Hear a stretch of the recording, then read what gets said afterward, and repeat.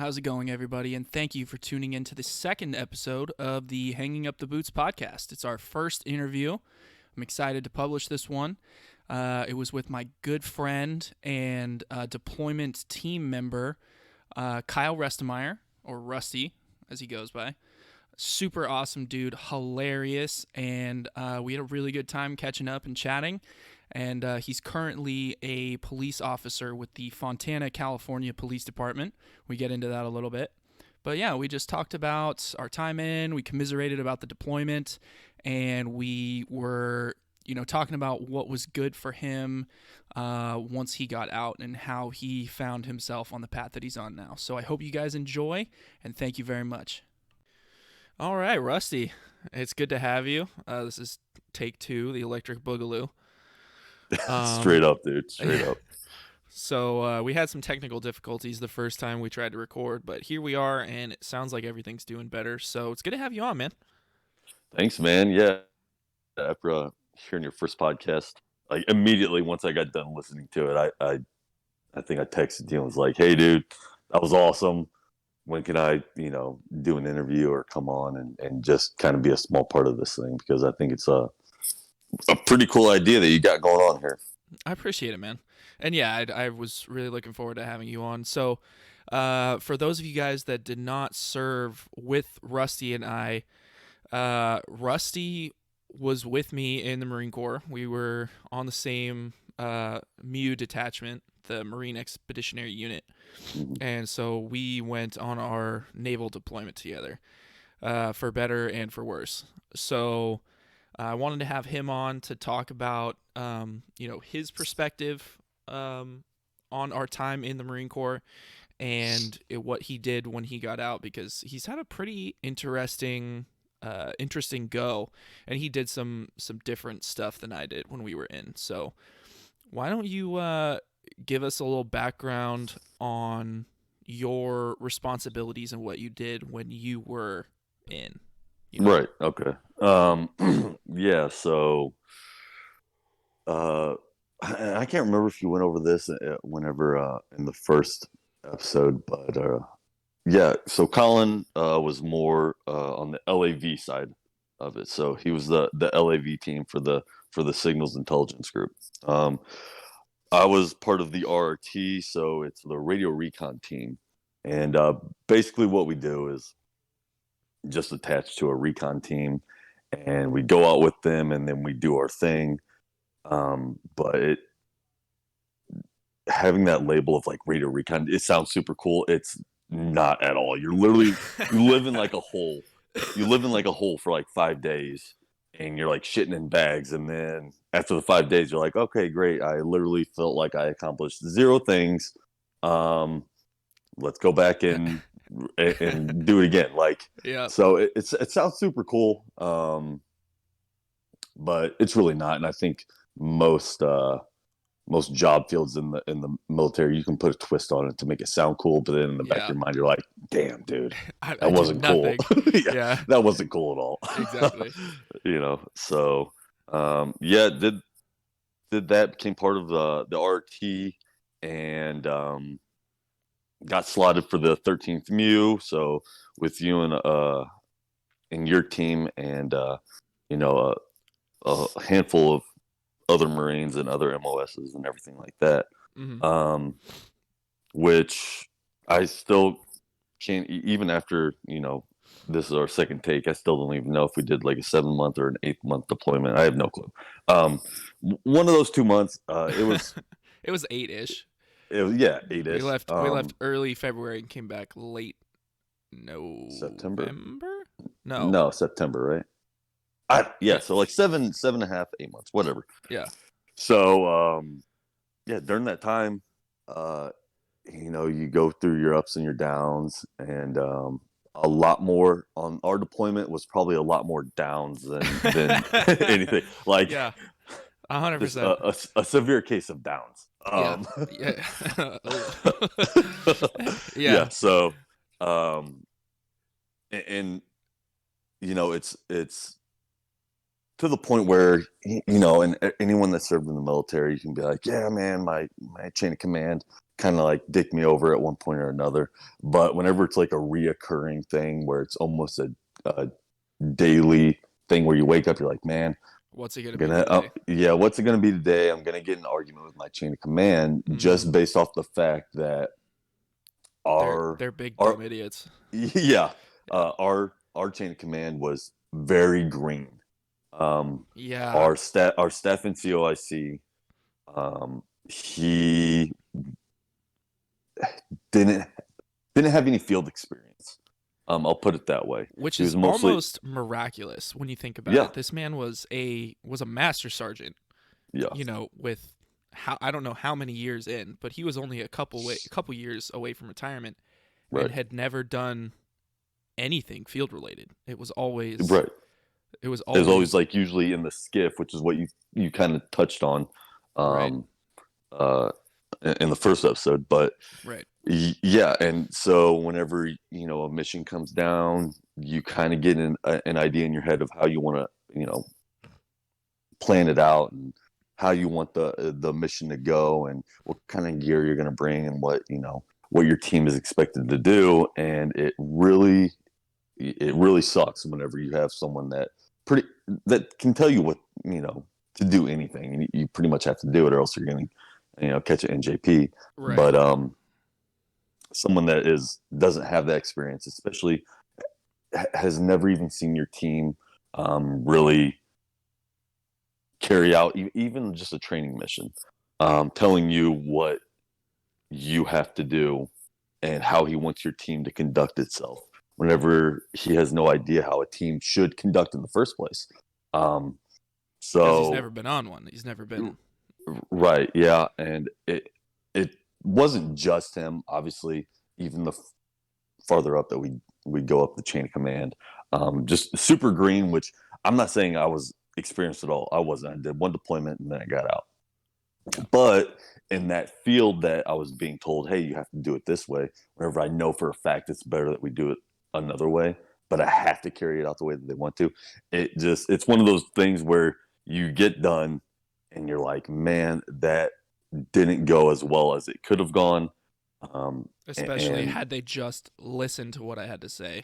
yeah, yeah. And it's one of those things that, and the military is really good at this, is um, it worked one time, so it has to work. So it must work every time in every situation. Yeah. Big time. And if you have years on, you can be as wrong as you want, but in the eyes of the institute, you are 100% right. Yeah. Um, yeah, you just put in your time, you inevitably can't be wrong. Yeah. Because nobody can challenge what you have to say. Yeah, so it's a weird thing to know. You're like, man, this is not a good idea, and you still have to do it. Which I can see some instances where you're like, oh man, this doesn't seem like a good idea, but it's for the betterment of the mission. But if there's a better way of obtaining that same end result, then go about it that way. But yeah, it's just not the case. Just not the case. Especially Yeah. with our deployment, it was a weird one. That's for sure. I'll put Yeah. it lightly. It was a Yeah. weird deployment. It was really strange. It was Yeah. just, you know, stuck in a big gray box Hmm. being led by people who didn't know really what they were talking about, Right. and the living conditions were absurd.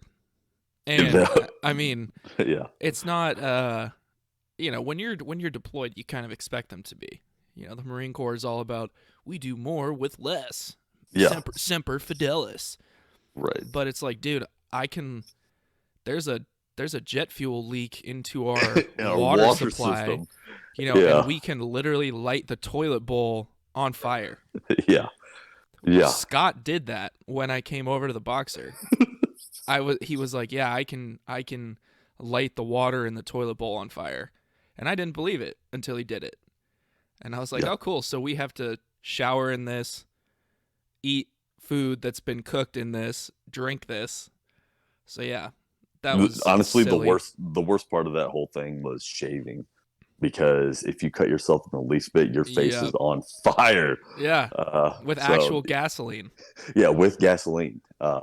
Or the fact So that the toilets would only work every 4 days. oh my gosh, there was so much shit building up. Like you would sit down and your testicles would be just dangling over the top of like just a It's just, steaming hot turd. yeah. Yeah. It was something else. I loved Just, it. I I loved loved it. it because of the absurdity, Yeah. but at the same time, I was like looking back on it, I'm like, what the fuck was that? For real. Like, I remember like things happening. I'd be like, man, this is gonna make a great memory someday, but it fucking sucks yeah, right but now. You god know? damn it. Like, oh, dude, I haven't shit in 3 days. Like, let's go, Yeah. like, door to door, knocking on different berthings, these different living spaces Yeah. to see who has a toilet that isn't overflowing already. Who has Yeah. a who has a toilet that has only been clogged up long enough for us to there's enough room in the bowl for me to take a shit. Yeah. Yeah, it's Dude. so ridiculous. It Oh, was I so loved it.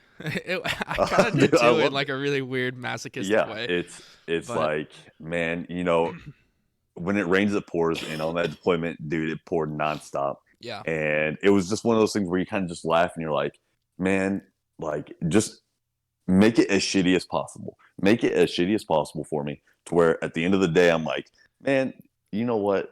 You can kind of be like, okay, I made it through that. I made it yeah, through yeah, literally drinking gasoline yeah, for however long. yeah, That was fun, man. yeah.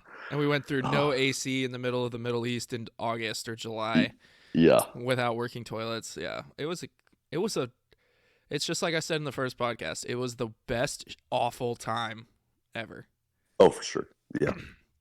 Yep. Because I mean, Um, some of the memories that we made on that deployment, like, were probably going to be some of my favorite memories ever. And granted, they're interspersed with, you know, Ryan DeLuca shitting in an MRE bag and throwing it overboard yeah. because there was literally no working toilets on the entire ship. Yeah. But even Old that in pig pen. itself is hilarious. Yeah, Yeah. Pigpen. Old pig pen. Yeah. Yeah, Because you just, I mean, and what a better place for something like that to happen in, because yeah, you are trained up to make do with as little as possible right. and still accomplish the mission. Well, if you have an empty MRE bag and you got to shit and there's nowhere to shit, guess what? It's That going in thing's going there. in that Yeah, MRE bag, yeah. and Don't it's going miss. overboard. Yeah, Yeah. don't miss. All right.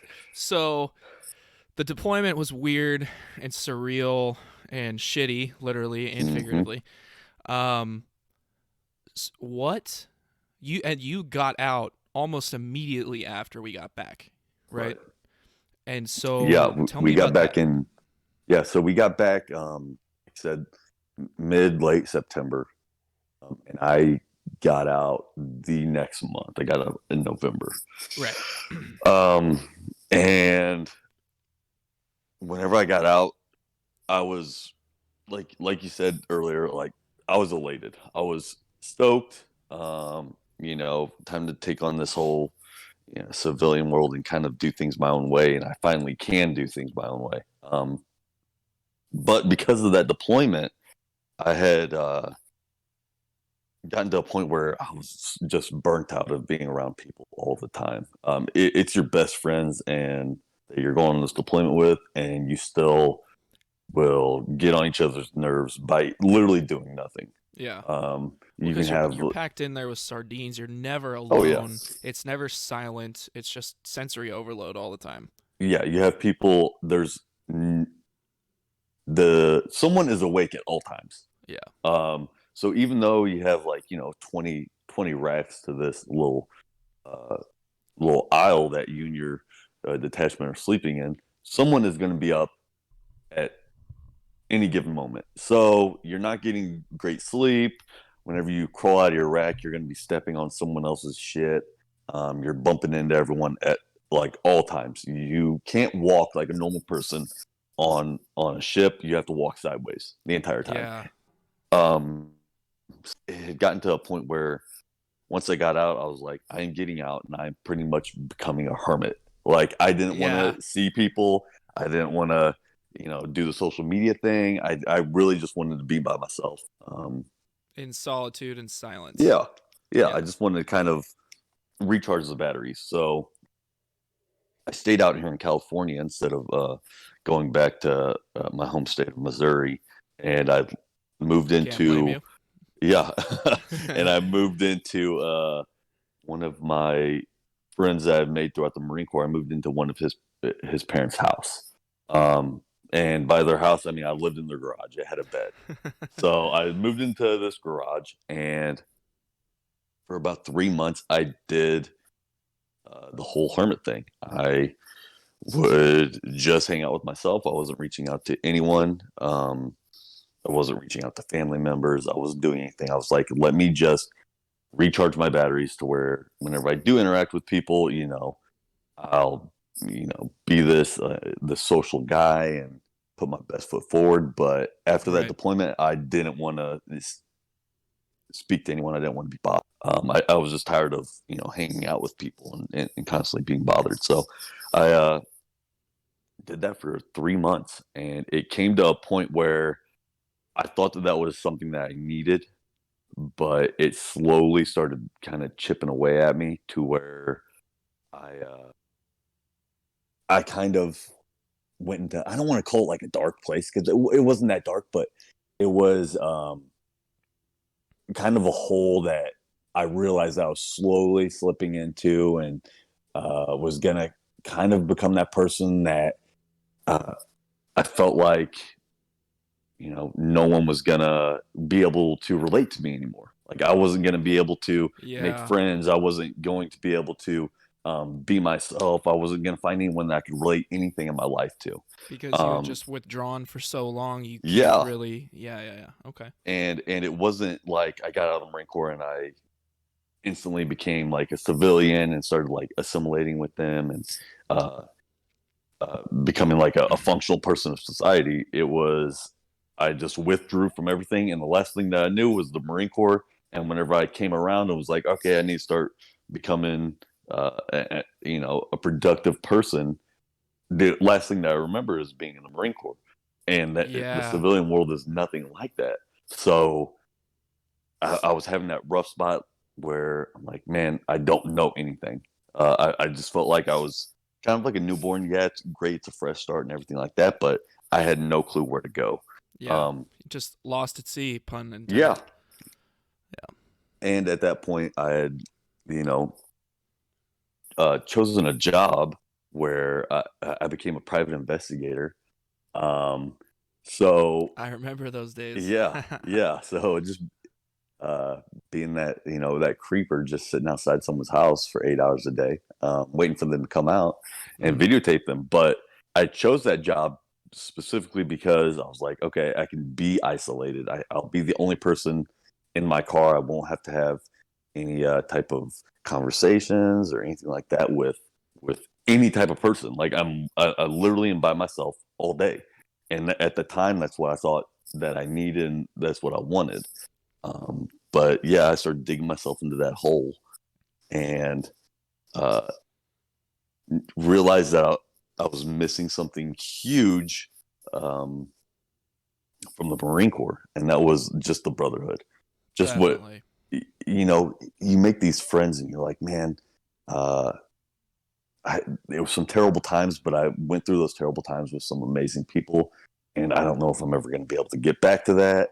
I want this Exactly. strong friend group, but I don't have an outlet. Like I don't have a Marine Corps to force me into it anymore. Right. Um, And it's also it's not just that it's force you into it. It's just an availability thing because when you're and I've right, realized that relatively recently actually that with the Marine Corps, all of your homies are relatively on the similar schedule to you, unless one of them's in the skiff working graveyards or something like that. right, But barring that, if you're on the same team and you're doing the same things, you're gonna go be at work at the same time. You're gonna be cut from work at the same time. You're gonna go to the gym at the same time.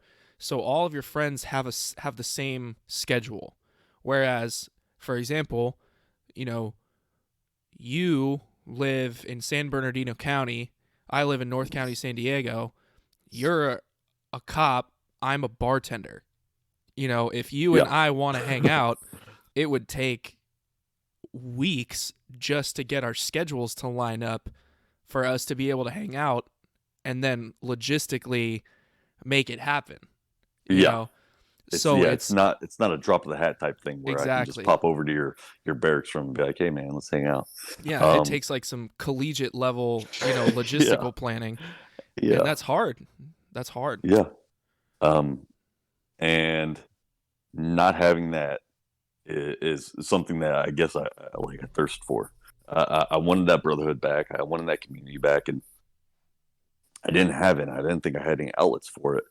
Um, until I was like, man, you just got to get up, just start working on yourself.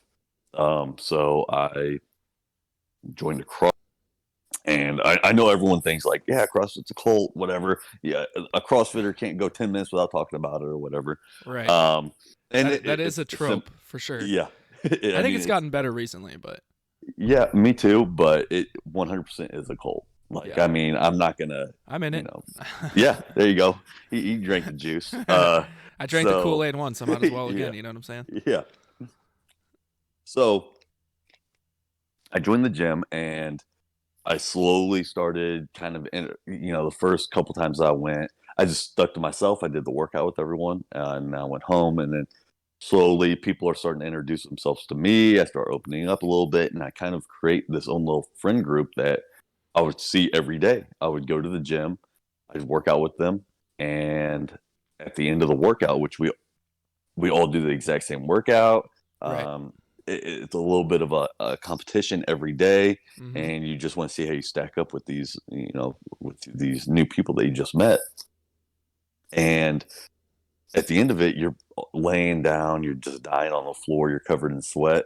But that was one of the things that I liked about the Marine Corps is that misery loves company. Definitely. So whenever you're on this, this terrible mission, or you're on this lengthy deployment. I don't want to say lengthy. I just want to say it felt super long. Yeah, it felt like an eternity. Yeah. Um, that's something that I really enjoyed is, if I'm going to be miserable, I want to do it with my friends. Yeah. And that's a little bit of what CrossFit was able to give back to me. So I found that community that I was missing. Yeah, it's not as, as tight of a bond as it was in the Marine Corps, but it's still something that, I can go out to, I can reach out to, especially I'm having, some of those days where I'm feeling like, man, I am tired of hanging out with people. Let me Yeah. climb back in my hole again. Right. Which is never the answer to anything. I mean, isolation does not Help. fix all your problems. Yeah, Yeah. it doesn't help anything. Whenever you're feeling down and out, yeah, the worst thing that you can do is go ahead and throw on the notebook and sit in a dark room and watch it by yourself. Yeah, eat a pint of ice cream. Yeah. So I found that small little thing that I needed, which I guess is my only. I'm not full of advice. I don't know much of anything, and if anyone that knows me, you know that I don't know much of anything. But if there's one piece of advice that I can give, is that whenever you feel yourself kind of like slipping away, and you're like, man, maybe you're going through depression, maybe you have like slight PTSD, something that makes it to where you're like, man, I shouldn't have gotten out. One thing is try to find your own community. Whatever that may be. Yeah, whatever it is. Mm-hmm. I know that, uh, like Johnsrud, he started his own like swim training program.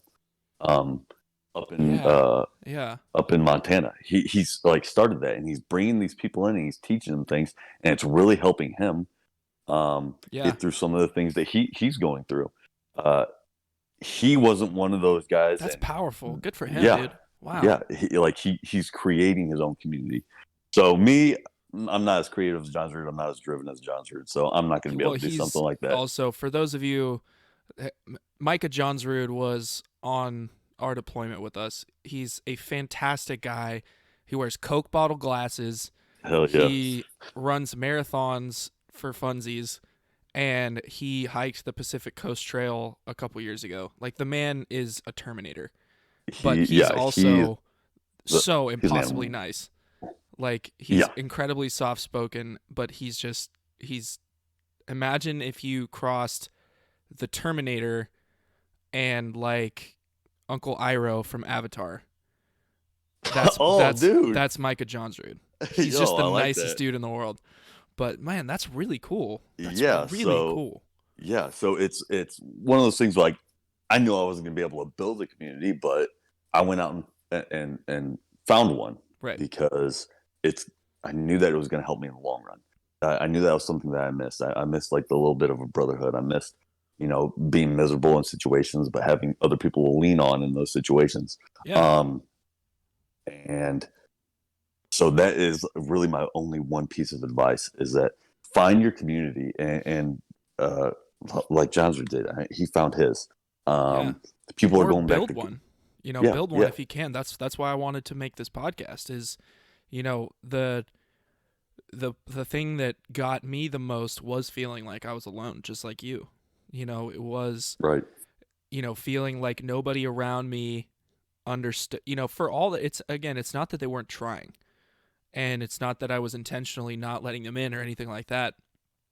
It's just misery loves company, but yeah, it needs you want to commiserate with people that get it, that have gone through what you've gone through. And so I wanted to build this community to get people to feel like they're not alone, even if I'm not, and you aren't, we're not sitting across from each other having this conversation as badly as I would like to be. But, right, this is as close as you and I can come at the moment to, having a good face-to-face conversation and getting all of this out there. yeah, We're building this community and we're doing it together, and that's what I wanted to do. Just like John's Rude with his swim thing, you joining that CrossFit thing, and now kind of like a quick segue, you have joined a new community, a yeah. new brotherhood in law enforcement. Hmm. So how did you get into that? Yeah. So I I Excuse was me. going to school at the time. Right. Um, Right. Once I got out, I was doing the PI thing, went to school. I was like, hey, man, let me put off being an adult for another 4 years. I don't want to make any huge life decisions. Let me just put it off for another 4 years, use the GI Bill, we'll be Definitely. good to go. Um, and I started dating this gorgeous woman who is now my wife. But at the Mazel tov, by the time, way. hey, thanks, brother. You're welcome. And I thought that I had gotten her pregnant and being completely transparent because maybe someone out there is going through the same thing that I did. And I just, appreciate the candor. I know that's yeah, not something that you just want to air out all the time, but right. But yeah, I mean, it happened to me. I thought that I got my girlfriend at the time, my wife now, I thought that I had gotten her pregnant. And I was like, okay, if there's one thing that makes it to where you have to become an adult instead of just putting off a large decision for the next 4 years yes, is sir. thinking that you're gonna have a kid coming. Yeah. Uh, You so can't uh, procrastinate adulthood. yeah, Excuse me. You can't procrastinate adulthood anymore when you think you're about to be a dad. yeah. No, sir. So the family that I had lived with in the garage, they had one of them was a retired um, LA dep and Right. Los Angeles County deputy, and the other one was a Montclair police officer, and she was retired as well. And throughout my time there, I was going to school and doing the PI gig, and they always were like, "Kyle, I think this is a good career for you. You have the temperament for it. I think you'd really enjoy it." And I agreed with them. I was like, "Yeah, it sounds great. Let me get my degree. Let me get my degree. Let me see what else is out there." I didn't want to, You didn't want to settle. yeah. Yeah. I felt like, what if something else comes? If Right. something else pops up, I want to be able to grab it. I want to be available for all this stuff that may come. You have no Yeah. idea if something great is going to happen, And you're a smart but guy, so you never know what kind of opportunity will present itself. right. Well, I appreciate that, and so that's what I was doing. I was like, oh, let me just stay available all the time, which doesn't work. You can't do Yeah. that for your whole life, You got to commit to something So eventually. Yeah. yeah, so I thought that I got Emily pregnant, and right then and there, I was like, well, Time to go. this is something that I wanted to do, but I didn't know it was going to come this quick. Let me just go after it. Yeah. Um, so the next day I applied to a couple departments and ended up getting hired by, I mean, just the greatest police department that ever. I love it there. And You're so excited about it. I'm so excited dude, for you. and I don't want to, you know, gush and be like, oh, look at me, everything's going so great for me. You can do it too, because it's not always going to be the case. Sometimes you're going to have a little bit harder time, but Right. that false pregnancy, by the way, Right. don't have a kid, but that false pregnancy was the biggest blessing in disguise that could have ever happened.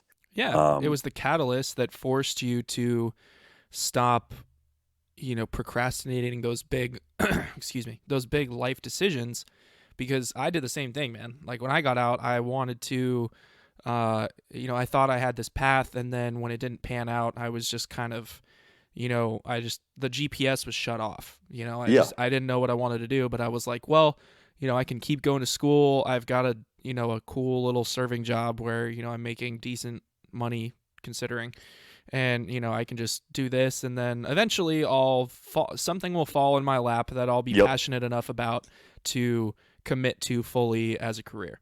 And it didn't really. dude, And that's exactly same exact thing. I was yeah. like, oh, something's gonna land in my lap, which is a terrible mind. Like, I mean, if you want something, you have to earn it, Yeah. and it was, I mean, it was rough, and like you just took the words out of my mouth. Like you were in my brain right there for a little bit, Colin. I just want to let you know. We've And we've hung out a lot, so yeah, um, but so yeah, I got hired on, and I didn't know if I was gonna necessarily like the job. I just knew that it was something that I had to do as as a future husband, and what I thought was going to be a future father. I was like, okay, I have to do this, but it ended up being just the greatest thing. I mean, I love my job. I wake yeah. up every day and I'm like, man, what am I going to get into today? What am I going to find? What am I going to come across? Right. Just each day is a new time to make a memory. Now, I'm not saying that any of my old memories I love. I love thinking about the times that we had. Yeah. But for the longest time, that's all I had was just the Yes. Yeah. memories of me doing something that was fun with my friends. Like, oh man, yeah, me and my buddies. Oh, that was a great time. I was jumping out of that helicopter that one time. Yeah. Or yeah, that fin mission. Yeah, it sucked, but man, it was fun whenever we We're got it done. over with. Yeah. Yeah, When you were done. yeah. Whenever we're done, you're like, oh, that was kind of cool. Yeah. No, I But understand that. now I'm like to a point where I'm like, man, I'm making like new memories. I'm making, every day I wake up, I'm like, yes, let's see what memories I can make now. And it's just a fantastic feeling. I feel like I'm super blessed, That's because awesome, man. I have a great wife. I have a great job. And seeing that whenever I got out, I was living in a garage that had nothing besides a bed. I didn't want to talk to anyone. I Yeah. didn't want to interact. I was like, okay, still doing that, waiting for something to fall in my lap type thing. Yeah. Um, to just feel where I am right now. I'm I'm just the luckiest man. Um, Well, and you went out and got it. You didn't the not yeah, letting it fall in your lap was, I think, the key, because like you said, thinking that you're going to be a dad is a pretty fucking powerful catalyst, oh yeah, Like nothing puts a fire in your belly like thinking you have to get your shit together for the sake of a tiny person, yeah, exactly. and your girlfriend who, thankfully stuck with your dumbass long enough to No, marry you. dude, she's got to be, she's dumb. I mean, like she's just dumb, because No, she's not. for her to put up with me and actually want to marry me, she got to be a goon or something. So No, you're just good at fooling her. yeah, So that's what just it it's is. gonna be exhausting keeping that up forever. But Yeah, it's the long con, baby. It's the yeah, long con. exactly, exactly. Well, just wait till just have that anchor baby, and then I'm in. eventually, and then you've got her stuck. You've got her locked Yeah, in.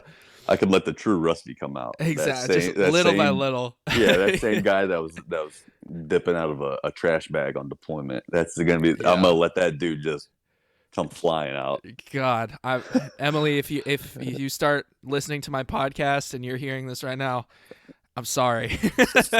Yeah, me Trash too. bag dipper Rusty is he's entertaining, but the But thing was is you did have to go and get it.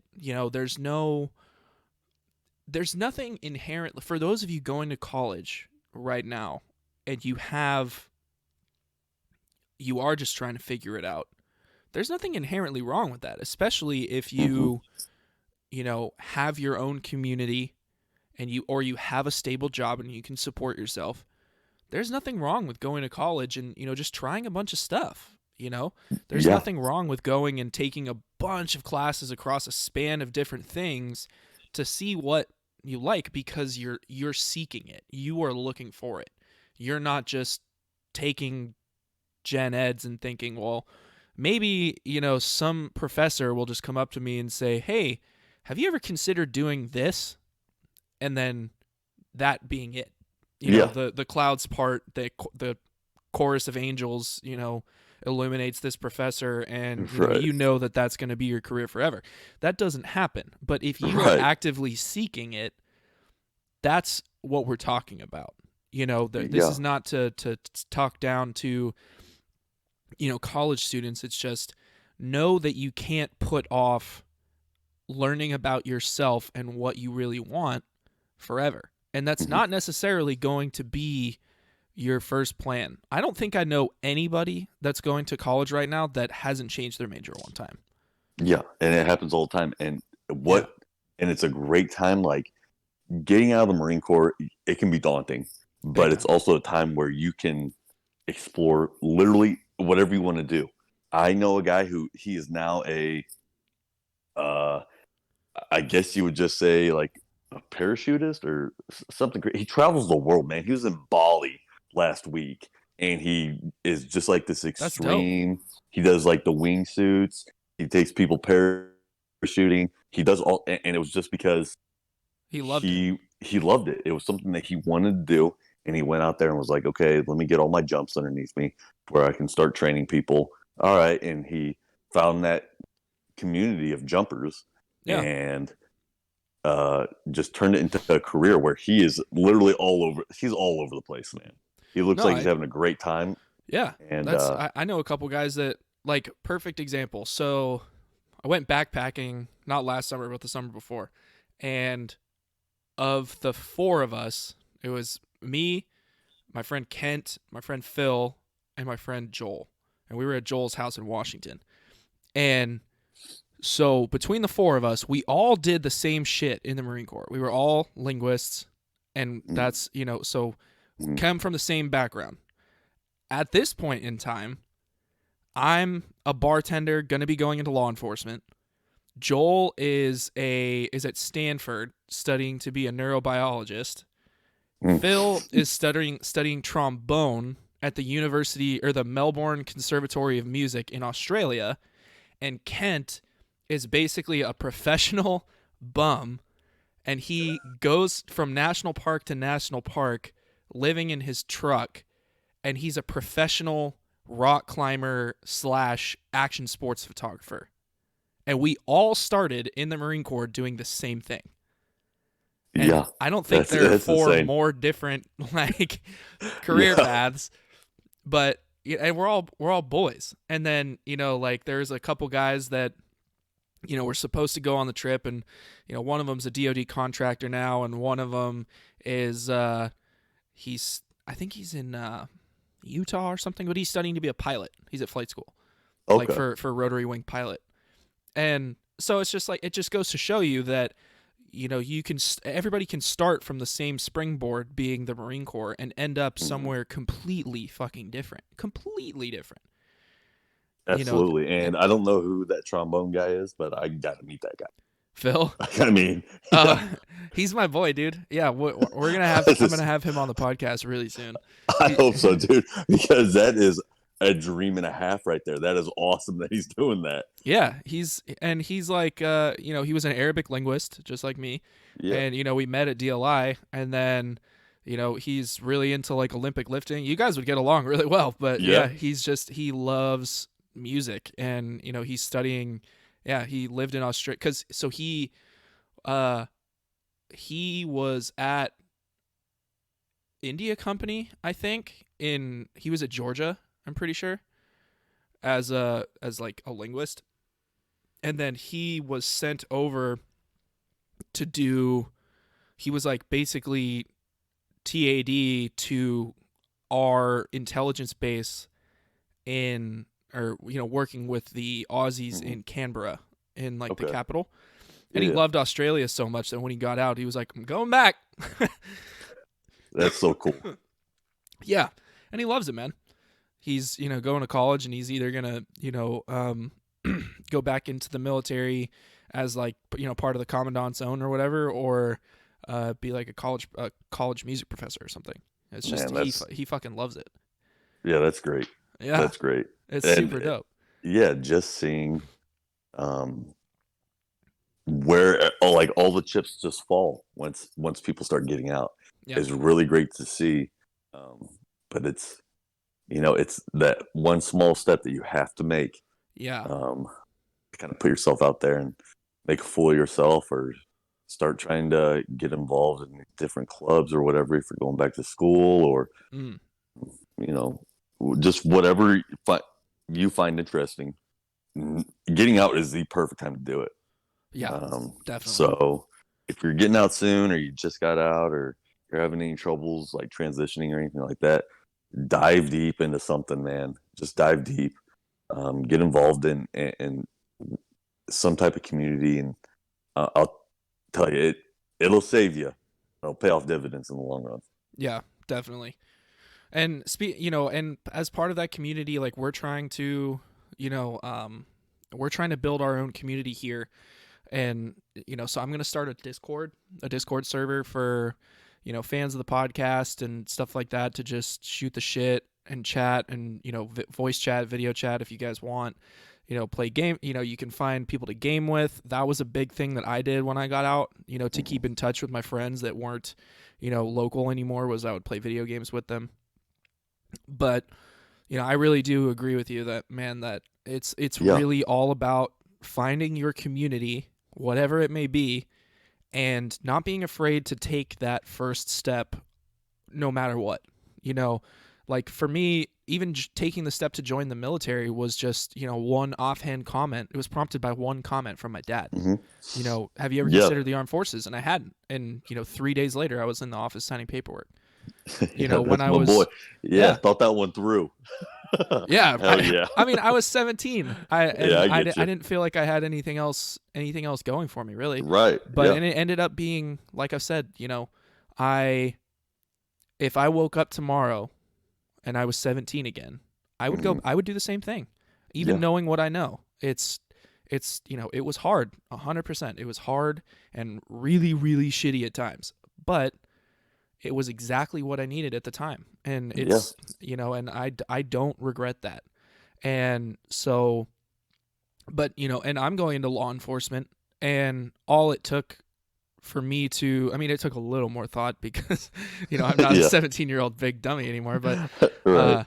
the thing that got me down that road was, I didn't want to, I was kind of bouncing around the idea of changing my career path. And, Lexi, my girlfriend, just asked me, what makes you happy? What do you miss about the military? That, like, what was it about the military that was so powerful for you? And it Hmm. was the brotherhood, first of all, like you said, Yep. but Big then thing. it was the public service aspect. Once you're part of something, at least for me, I obviously can't speak for everybody, but once I was part of something that I really honestly felt was bigger than myself, Yeah. doing anything else just didn't feel quite as fulfilling. And I know that sounds Yeah. really narcissistic and like really, give me accolades, thank me for my service, but it really just was. I was proud to be doing what I was doing. Mm-hmm. And don't get me wrong, I love pouring beer for a living. I love Yeah. beer and I love Yeah. talking to people about it, but Right. it's just not as fulfilling. And I Yeah. wanted something, and I wanted something to give me that again. And she was like, well, do you want to go back into the military? Because I don't want you to. Yeah. And I was like, well, no, I don't. I've been tossing around the idea of firefighting or law enforcement. And she was like, I think you'd be great for law enforcement. Why don't you talk to, our family friend who's a sheriff's deputy. He's a sergeant, major crimes, San Diego Sheriff's Office.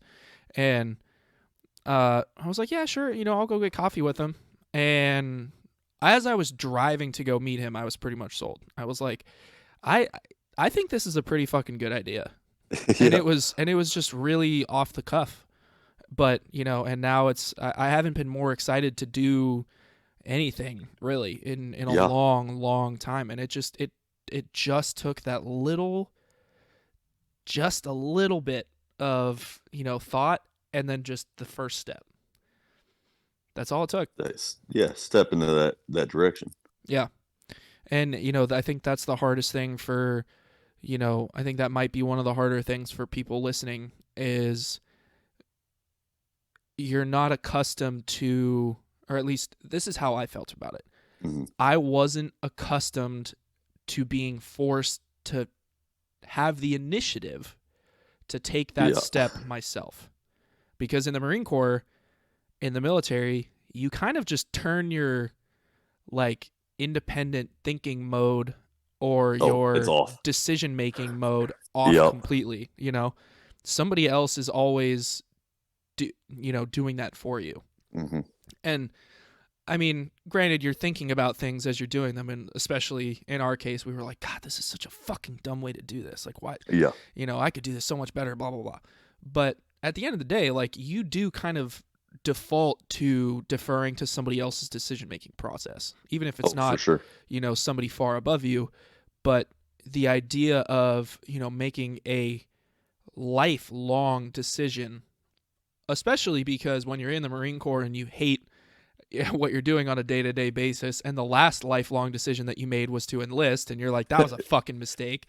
Yeah. You're scared. You're gun shy. Exactly. You don't want to pull the trigger on anything. And then, suddenly, the carpet's been pulled out from underneath you, and you have to make that huge lifelong decision of what am I going to do with my life now that that safety net of, the Marine Corps isn't underneath me anymore. I have to pull the trigger of my own volition, and that's fucking hard. It's hard. Yeah, it is. And so I don't blame you guys if you're experiencing that, because I fucking did. Yeah, me too, dude. Yeah. Like putting off decisions, not my thing. Just maybe think that you knock up a check and your life will come together. I mean, I feel like there's steps you can take before there might be other steps. There might be other steps. Yeah. Read a self-help book or something before you do that. How about that? I mean, that's a first step. Yeah. Yeah. But it's just there's communities all around. If you can't find one, make one. Make a what is it that you like to do? If it's something active, which I would personally recommend, I never feel better than when I'm being active. I definitely feel shittier when I'm not being active, mentally and physically. So not that I'm not going to be one of those people that's going to say going to the gym will fix all your problems. It's just a boost. Right. It's a booster. Mm-hmm. But find something. I was always told to have 3 hobbies. 1 to keep you in shape, 1 to make you money if possible, and 1 to be creative. Sometimes they overlap. Sometimes they overlap a little bit, but if you can find any one of those hobbies that involves building a community where you're surrounded by people that make you happy, dude, go for it. Just go for it. Because loneliness, that's the way to go. Big time. Loneliness and feeling alone is, I think, 100% more detrimental than, choosing a path and surrounding yourself with people and having it not end up being exactly what you wanted. Hmm. Because, dude, it is better than doing nothing and being alone. Yeah, 100%. absolutely. But did you have Absolutely did. any parting words of wisdom or any parting gifts for the audience before we kill this? Not really, man. I'm just stoked that, someone that we actually know is starting something like this, because we've got a lot of friends. We made a lot of friends in the Marine Corps, and a lot of people are going through Yeah. some tough times getting out, going into those like kind of those dark caves and having a little bit of trouble getting out. So Yeah. I'm glad that I'm glad that I reached out to you, and could be just a small part of this, and I can't wait to see who this helps and see the comments, and Me too, man. uh, I really and appreciate it. yeah, of course, man. I really appreciate it. I'm glad I could have you on because, one, I mean, I love talking to you. It was great Yeah, it boy. was great to catch up with you, but, God, excuse me. All right. Um, it was really good to hear your it was really good to hear your perspective, because I think that the aspect of community is one of the most important, you know, uh, one of the most important positive things about getting out is you can build a community or find a Hmm. community about anything you want. You have that freedom, and I Right. think that was you're going to be the first interview that goes up. So,